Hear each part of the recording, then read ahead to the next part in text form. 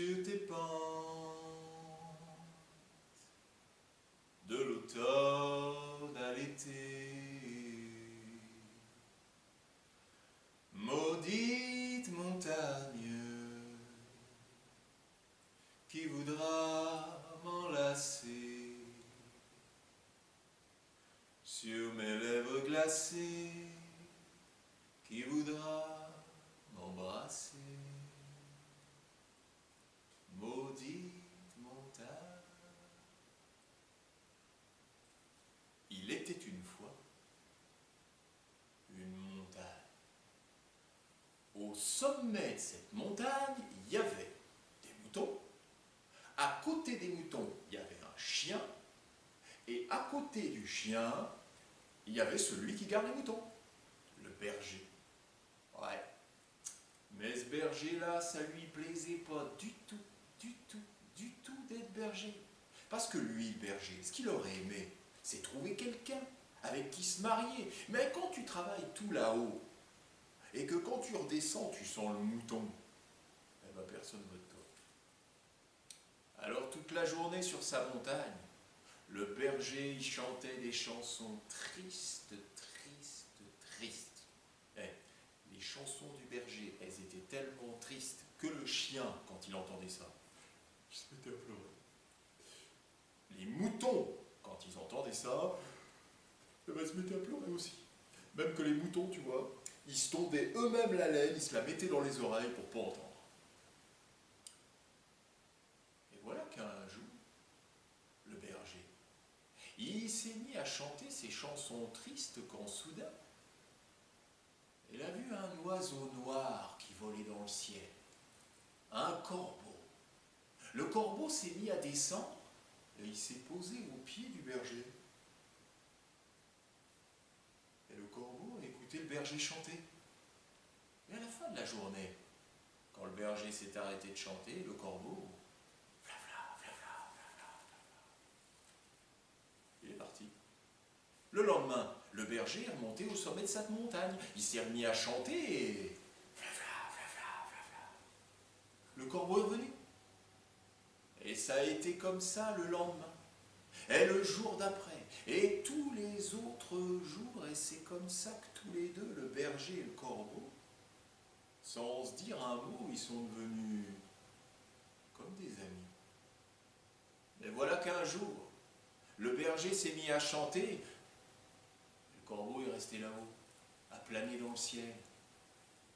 Il s'est mis à descendre, mais doucement, pas comme d'habitude. Et dès qu'il a touché le sol, le corbeau a poussé un cri de douleur terrible. Alors le berger s'est arrêté de chanter. Et il a soulevé la patte du corbeau, et il a vu une grosse épine enfoncée. Doucement, il a retiré l'épine de la patte du corbeau. Aussitôt, le corbeau a pris l'épine dans son bec et il s'est envolé. Il a volé longtemps. Il a survolé des plaines et des montagnes, et il est arrivé au-dessus d'une ferme où habitait une vieille. Le corbeau s'est posé sur le rebord de la fenêtre et il a dit « La vieille, je pars en voyage. Peux-tu me garder mon épine, mais attention à mon retour, je veux la retrouver. » La vieille, elle a pris l'épine. Elle l'a mis sur le rebord de sa cheminée et elle n'y a plus pensé. Ouais, mais voilà. En ce temps-là, dans cette ferme-là, il n'y avait pas d'électricité. La vieille, elle n'avait pas assez d'argent. Et le soir, pour s'éclairer, elle allumait une bougie. Ah, mais ce soir-là, la mèche de la bougie, elle était toute tordue. La flamme n'était pas très jolie. Alors la vieille a pris l'épine sur le rebord de la cheminée. Elle a voulu redresser la mèche, mais... l'épine a brûlé. Et dans le noir de la nuit, on a entendu... La vieille, rends-moi mon épine. Oh, bah qu'elle a dit la vieille, je voudrais bien te la rendre ton épine, mais regarde, elle est toute brûlée. La vieille, rends-moi mon épine, ou donne-moi la bougie, donne-moi la bougie, donne-moi la bougie. Oh là là, dit la vieille, tu me casses les oreilles, prends cette bougie et va-t'en. corbeau a pris la bougie dans son bec et il s'est envolé. Il a survolé des plaines et des montagnes, et il est arrivé au-dessus d'une deuxième ferme où habitait une deuxième vieille. Le corbeau s'est posé sur le rebord de la fenêtre et... La vieille, je pars en voyage. Peux-tu me garder ma bougie, mais attention à mon retour. Je veux la retrouver. La vieille, eh ben, elle était contente d'avoir une bougie. Parce que chez elle non plus, il n'y avait pas d'électricité. Et quand elle allait traire sa vache le soir dans l'étable, elle n'y voyait pas bien clair. Mais avec une bougie, c'était plus simple. Ce soir-là, la vieille est entrée dans l'étable, elle a allumé sa bougie, elle l'a posée sur le sol et elle a commencé à traire sa vache. Ah mais voilà, il y a une mouche qui est venue tournicoter autour de la vache. La vache, ça l'a drôlement énervée, tu vois. La vache, elle a fait un pas de côté et... écrasé la bougie.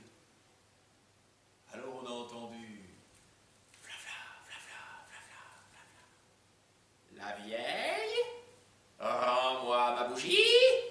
Ah je voudrais bien te la rendre, elle dit la vieille, mais elle est sous la vache, ta bougie, je crois qu'elle est un peu... La vieille, rends-moi ma bougie, ou donne-moi la vache, donne-moi la vache, donne-moi la vache. Oh là là, elle dit la vieille, tu me casses les oreilles, prends cette vache et va-t'en. Le corbeau a pris la vache dans son bec, et il s'est envolé. Il a volé longtemps avec la vache dans son bec, ils ont survolé des plaines et des montagnes, et à force, ils sont arrivés au-dessus d'une troisième ferme où habitait une troisième vieille. Oh, mais cette vieille-là, elle n'était pas comme les deux autres. Non, cette vieille-là, elle était riche. L'électricité, il y en avait dans sa ferme. L'argent, elle en avait plein ses tiroirs, plein ses armoires, plein sa cave, plein son grenier, mais cet argent-là, il était que pour elle. Pour personne d'autre, c'était une vieille radine.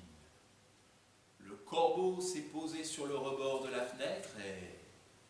La vieille, je pars en voyage. Peux-tu me garder ma vache, mais attention à mon retour. Je veux la retrouver. La vieille, elle était contente d'avoir une vache, parce que bientôt c'était le mariage de sa fille. Il y allait avoir des tas d'invités, et elle n'avait pas envie de dépenser ses sous pour nourrir tous ces tas de feignants.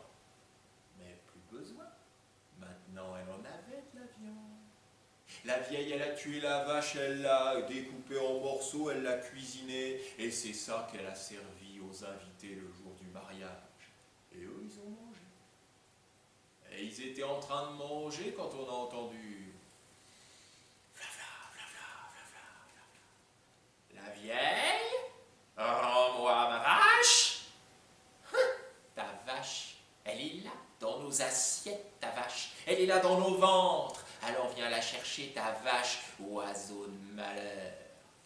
La vieille, rends-moi ma vache, ou donne-moi la mariée, donne-moi la mariée, donne-moi la mariée.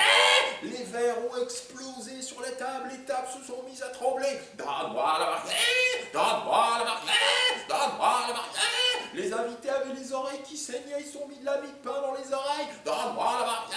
Les murs se sont fissurés, le sol s'est mis à trembler. La vieille a dit d'accord, prends la mariée mais va-t'en. Le corbeau a pris la mariée dans son bec et il s'est... Ils ont volé longtemps, tellement longtemps, qu'ils sont revenus au point de départ. Vous savez, cette montagne où il y avait les moutons, le chien et le berger. Le corbeau a déposé la mariée au sommet de la montagne, et là, il n'y a que dans les histoires pour un truc pareil.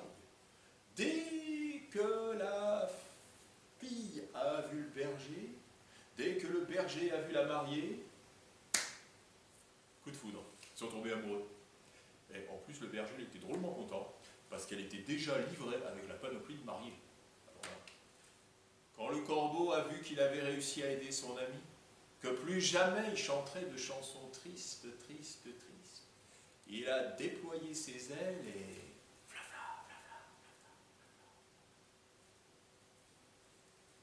il s'est envolé. Et cette histoire-là est terminée.